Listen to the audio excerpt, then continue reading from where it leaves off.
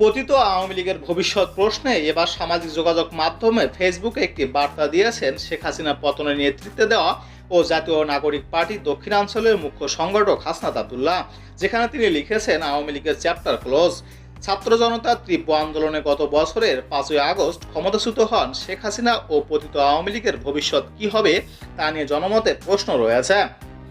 আওয়ামী লীগের এই কি অন্তর্বর্তীকালীন সরকারের অধীনে নির্বাচনে অংশ নিতে পারবে, নাকি গত 16 বছরের অপরাধের জন্য শাস্তি পাবে দলটি, করা হবে নিষিদ্ধ? এসব বিষয়ে রাজনৈতিক দলগুলোর দ্বিধা বিভক্তি।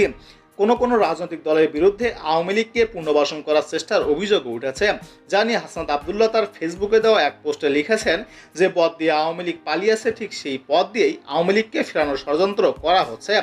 এমন পরিস্থিতিতে ছাত্রদের নেতৃত্বাধীন দলের দাবি আওয়ামী লীগের বিচারের আগে যেন কোনো নির্বাচন না হয়, আর হলেও তাতে যেন আওয়ামী লীগ কোনোভাবেই অংশ নিতে না পারে। এমন পরিস্থিতিতে গতকাল দুপুরে হাসনাত আবদুল্লাহ তার ফেসবুক পোস্টে দিয়ে একটি লিখেছেন আওয়ামী লীগের চ্যাপ্টার ক্লোজ।